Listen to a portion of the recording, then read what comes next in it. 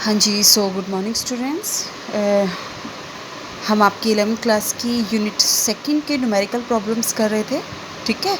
And हमने 3 type के आपके न्यूमेरिकल्स कर लिए थे। फर्स्ट टाइप जो हमने किया था, फर्स्ट जो कंटेंट था, जो आपका टॉपिक था, that is atomic number and mass number, वो हम ऑलरेडी कर चुके हैं, ठीक है। सेकंड जो हमने आपका किया था, वो आपके जो न्यूमेरिकल थे वो डिपेंड करते हैं आपके सेकंड कंसेप्ट के ऊपर, जो मैंने आपको कराया था, which is the electromagnetic wave theory, ठीक है। एंड थर्ड टाइप का जो न्यूमेरिकल हमने किए थे, वो मैंने फोटो इलेक्ट्रिक इफेक्ट या प्लैंक्स क्वांटम थ्योरी के ऊपर बेस आपको कराए थे, ठीक है। जो फोर्थ आपके पास टॉपिक आता है जिसके न्यूमेरिकल आपको करने हैं, वो है आपका रेबक्स फॉर्मूला।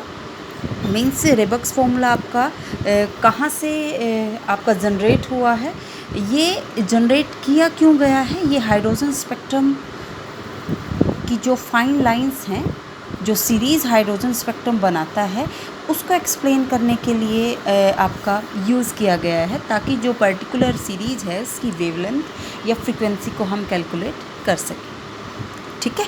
अब यहाँ पे हम आपका करते हैं। देखो यहाँ पे आपका जो रेबक्स फॉर्मूला है, रेबक्स फॉर्मूला ने जो हमें बताया था, रेबक्स आपके जो साइंटिस्ट थे, उन्होंने हमें क्या बताया था, उन्होंने हमें एक थ्योरेटिकल इक्वेशन दी थी। किसके लिए दी थी? To calculate the wavelength of different series of hydrogen spectrum, ठीक है। तो सबसे फर्स्ट सीरीज़ मैंने यहाँ पे आपका राइट की हुई है, that is the Lyman, Balmer, Paschen, Brackett and Pfund. ये आपकी 5 सीरीज़ है जो हाइड्रोजन स्पेक्ट्रम में आपकी विजिबल होती हैं, ठीक है। तो इनका हमने कैलकुलेट करना है फ्रीक्वेंसी एंड वेवलेंथ। तो जो रेबक्स ने फॉर्मूला दिया, थ्योरेटिकल इक्वेशन, वो आपकी क्या दी? वो आपकी इक्वेशन दी to calculate the wave number. Wave number आप न्यू बार से डिजिग्नेट करते हो, is equal to R 1/n1 square minus 1/n2 square. R आपका रेबक्स कांस्टेंट है, जिसकी वैल्यू आपके पास होती है फिक्स, और ये वैल्यू आपकी क्या होती है? दैट इज़ इक्वल टू 109,677 पर सेंटीमीटर, ठीक है। या तो ये वैल्यू होती है, या आप इसी को लिख सकते हो 1.9 इज इक्वल टू 1.097 इंटू 10⁻⁷ पर मीटर। इन आपने मीटर एंड सेंटीमीटर, बस इनका फ़र्क करना है, बाकी जो भी है वो सारी चीज़ें सेम है, ठीक है। तो ये वैल्यू है जो कांस्टेंट होती है, जो आपको लर्न करनी है। n1 n2 आपके पास हैं, होल नंबर्स हैं, जो पर्टिकुलर सीरीज़ को डेजिग्नेट करते हैं। फॉर एग्जांपल मैंने यहाँ पे लिखा हुआ है लेमन सीरीज़ के लिए जो n1 की वैल्यू होती है वो 1 विच इज़ फिक्स, n2 की वैल्यू 2 3 4 आपके पास कुछ भी हो सकती है, ठीक है। n2 की वैल्यू वेरीज करती है ऑलवेज हर एक सीरीज़ के लिए, बट n1 की वैल्यू आपके पास क्या रहती है? फिक्स वैल्यू रहती है, ठीक है। और यही फॉर्मूला यदि हम मॉडिफाई करें हाइड्रोजन लाइक पार्टिकल के लिए, हाइड्रोजन लाइक पार्टिकल का मीनिंग क्या होता है आपके पास? H पॉजिटिव के लिए एक इलेक्ट्रॉन, हाइड्रोजन जो एटम होता है दैट कंटेन 1 इलेक्ट्रॉन, राइट।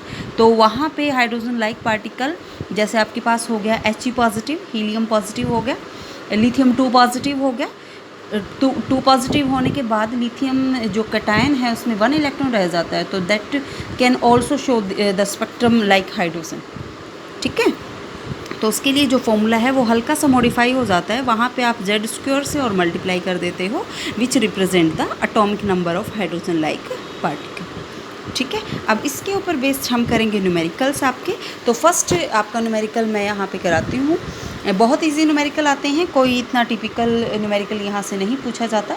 तो फर्स्ट न्यूमेरिकल यहाँ पे आपका दिया हुआ है कि आपने क्या करना है, आपने फ्रीक्वेंसी एंड वेवलेंथ को कैलकुलेट करना है, ठीक है, किसी फोटोन की which emitted during a transition. Photon की होती है n is equal to 5 state से to n is equal to 2 तक, ठीक है।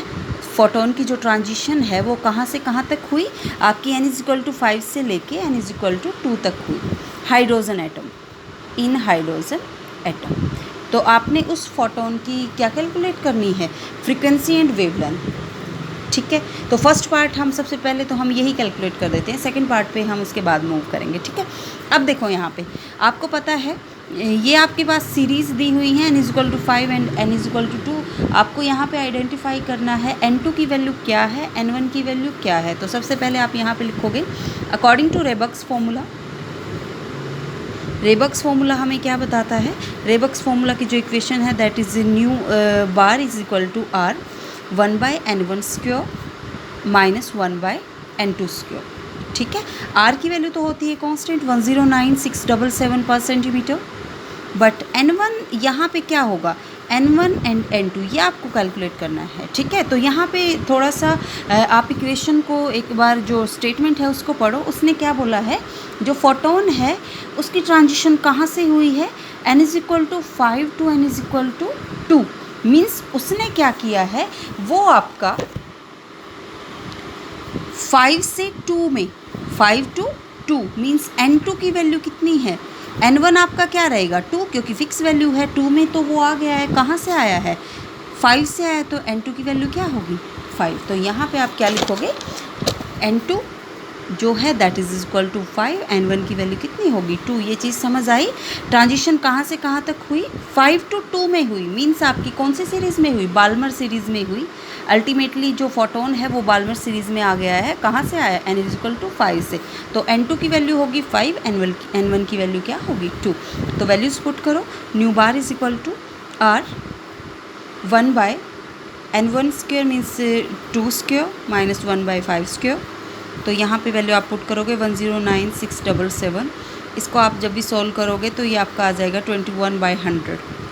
ठीक है, सॉल्व करने के बाद आपकी जो वैल्यू है वो आप यहाँ से कैलकुलेट कर सकते हो, दैट इज़ 32.2 पर सेंटीमीटर। ये आपने कैलकुलेट क्या किया है, न्यू बार मीन्स वेव नंबर।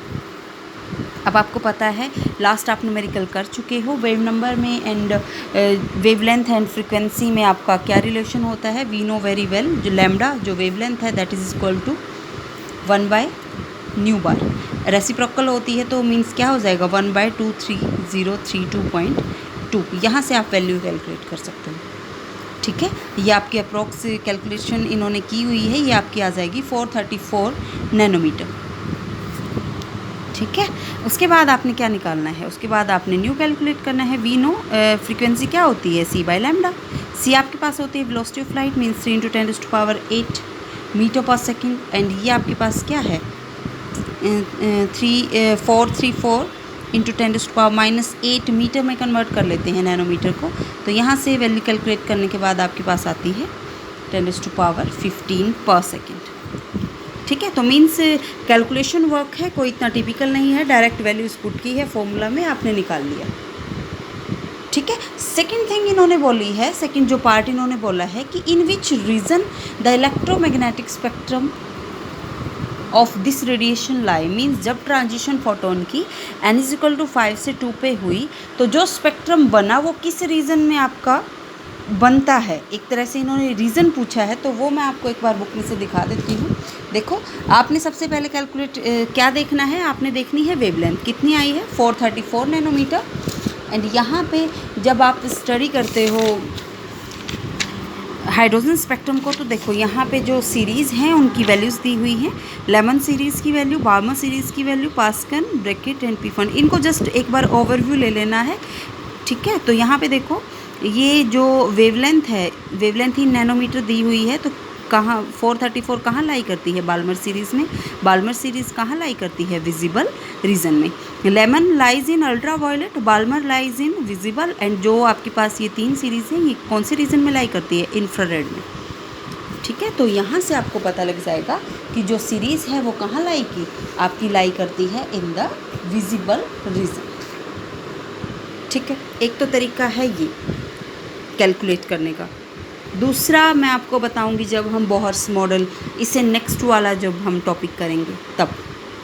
ठीक है, सेकेंड न्यूमेरिकल प्रॉब्लम हम यहाँ पे आपकी ले लेते हैं, बुक में से ही मैं आपको दिखाती हूँ, एक बार देखना प्लीज़ ध्यान से। देखो बेटा, यहाँ पे आपका क्या बताया हुआ है, यहाँ पे आपका लिखा हुआ है कि the wavelength of first line in Balmer series. Wait a minute, देखो इसमें आपका क्या दिया हुआ है, इसमें आपका दिया हुआ है वेवलेंथ दे रखी है फर्स्ट लाइन बाल्मर सीरीज़ की, मेंशन कर दिया, बाल्मर सीरीज़ की बात कर रहा है। तो यहाँ से आपको पता लग गया कि जो n1 की वैल्यू है वो क्या होगी 2 होगी भाई।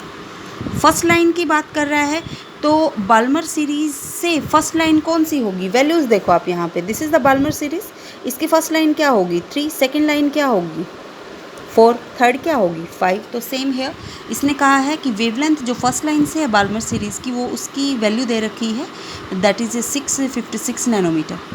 ठीक है, calculate the wavelength of second line. Second line means हमने 4 से कैलकुलेट करनी है, 4 से 2 में। ठीक है, सेकेंड लाइन तो वही हुई, and the limiting line of the Balmer series. तो एक बार मीनिंग समझो इसका, हमने कैलकुलेट क्या करना है, हमने कैलकुलेट करना है लैम्डा। ठीक है, किसके लिए करना है, हमने कैलकुलेट करना है second line of Balmer series. सेकेंड लाइन ऑफ बाल्मर सीरीज़ बोल रहा है तो सेकेंड लाइन कौन सी होगी, जहाँ पे n2 की वैल्यू 4 होगी। ठीक है, तो एक बार यहाँ पे देखो आप, फॉर्मूला आपने यूज़ करना है। रेबक्स फॉर्मूला हमें बताता है कि जो वेव नंबर होता है या 1 जो लैम्डा होती है वो किसके इक्वल होती है, r 1/n1 square minus 1/n2 square. Balmer series के लिए n1 की वैल्यू फिक्स है, दैट इज़ 2। फर्स्ट लाइन के लिए n1 की वैल्यू क्या होगी 3 होगी। तो वैल्यूज़ पुट करो, यहाँ से आप r की वैल्यू कैलकुलेट कर लो। एक तो तरीका है ये, कैलकुलेट करो। ठीक है, सेकेंड लाइन के लिए हमने निकालनी है तो लैम्डा की वैल्यू तो हमें पता ही नहीं है सेकेंड लाइन के लिए, n1 की वैल्यू तो 2 फिक्स रहेगी, n2 की वैल्यू सेकेंड लाइन के लिए क्या हो जाएगी, ये फर्स्ट लाइन के लिए, ये क्या है सेकेंड लाइन के लिए, मीन्स 4 हो जाएगी वैल्यू। पुट करो यहाँ पे, r आप पुट कर सकते हो, नहीं कर सकते हो, that is your choice. That is equal to, ये यहाँ पे इज इक्वल टू का सिंबल है। ठीक है, इक्वल टू 3r/16। तो 2 इक्वेशन बना लिए हैं यहाँ पे, इक्वेशन 1 एंड इक्वेशन 2। डिवाइड कर दो, डिवाइड करोगे तो यहाँ से लैम्डा की वैल्यू आ जाएगी for second line which is unknown to you, तो आपने वो निकाल ली है। ठीक है, तो एक तो तरीका है ये। दूसरा क्या हो सकता है कि यहीं से आप r की वैल्यू कैलकुलेट करो, r की वैल्यू कैलकुलेट करने के बाद यहाँ पे क्या कर दो, पुट कर दो और आप वहाँ से वैल्यू कैलकुलेट करो। ठीक है, अब देखो यहाँ पे आपके पास इसने बोला है सेकेंड लाइन की तो हम निकाल चुके हैं। लिमिटिंग लाइन, लिमिटिंग लाइन तो बाल्मर सीरीज़ की इनफाइनाइट होगी भाई, तो मीन्स वहाँ पे n2 की वैल्यू तो इनफाइनाइट होगी। n1 की वैल्यू हम पता है बाल्मर सीरीज़ के लिए 2 होती है, तो फॉर्मूले में पुट करो और जो वेवलेंथ है उसको कैलकुलेट कर लो। ठीक है, तो ये आपका सिंपल सा एग्जाम्पल था जो यहाँ पे पूछा हुआ है। नेक्स्ट एग्जाम्पल देखो, नेक्स्ट देखो इसमें क्या बताया हुआ है, calculate the wavelength of spectral line obtain in a spectrum of lithium 2 positive. Lithium 2 positive hydrogen like particle है। ठीक है, तो इसने बोला है कि आप वेवलेंथ को कैलकुलेट करो स्पेक्ट्रल लाइन की, जो आप lithium 2 positive line 2 positive ion के लिए ऑब्टेन करते हो। कब करते हो, जब ट्रांजिशन 2 लेवल्स के बीच में होती है, ऐसे लेवल जिनका सम 4 हो और डिफरेंस क्या हो 2 हो। Levels means n1 and n2, तो सम कितना होगा n1 n2 का 4, आपके पास जो डिफरेंस है वो कितना होगा 2। दोनों इक्वेशन को सॉल्व करके n1 n2 की वैल्यू निकाल लो। जैसे ही आप n1 n2 की वैल्यू यहाँ पे कैलकुलेट करते हो तो वो 1 and 3 आ जाती है। यहाँ से आपने निकालनी है वेवलेंथ, तो आप डायरेक्ट फॉर्मूले में पुट करो और निकाल लो। यहाँ पे लिथियम लाइक पार्टिकल है तो एटॉमिक नंबर आपको पुट करना पड़ेगा, मींस z² का यूज़ करोगे 3², तो वैल्यू यहाँ से ईजिली कैलकुलेट कर लोगे। ये सारी की सारी चीज़ें जो आपकी प्रॉब्लम फॉर प्रैक्टिस है वो बिल्कुल सेम है। आप यहाँ पे सबसे फर्स्ट सेकंड देखो, बाल्मर फॉर्मूला दिया हुआ है, n की वैल्यू दी हुई है, तो बाल्मर के लिए यू नो n1 तो आपका क्या होगा 2 होगा, तो यहाँ से आप कैलकुलेट कर सकते हो वेवलेंथ। ठीक है, लेमन के लिए दी हुई है तो n2 की वैल्यू आपको पता है, यहाँ से आप वेवलेंथ निकाल सकते हो। ठीक है, फर्स्ट देखो आप, फर्स्ट में देखो इसने क्या बोला है, इसने बोला है calculate frequency and wavelength, nanometer में ही हमने निकालनी है। कब निकालनी है, when an electron in hydrogen atom jump from third orbit to ground state. Third orbit to ground state, ground state में आ गया, मीन्स n1 की वैल्यू कितनी रही 1, n2 की वैल्यू कितनी हो गई 3। सेम पुट करो इस फॉर्मूले में, रेबक्स फॉर्मूले में पुट करो और वहाँ से आप वैल्यू फ्रीक्वेंसी एंड वेवलेंथ निकाल सकते हो, जैसे हमने लास्ट एज इट इज़ जैसे हमने ये एग्जांपल किए हैं। ठीक है बेटा, तो बहुत इजी है, इनको प्रैक्टिस करना। फिर भी आपको कोई डाउट लगे तो मेरे से व्हाट्सएप पे पूछ लेना, मैं आपको तुरंत उस चीज़ का सॉल्यूशन दूंगी। ठीक है, थैंक यू।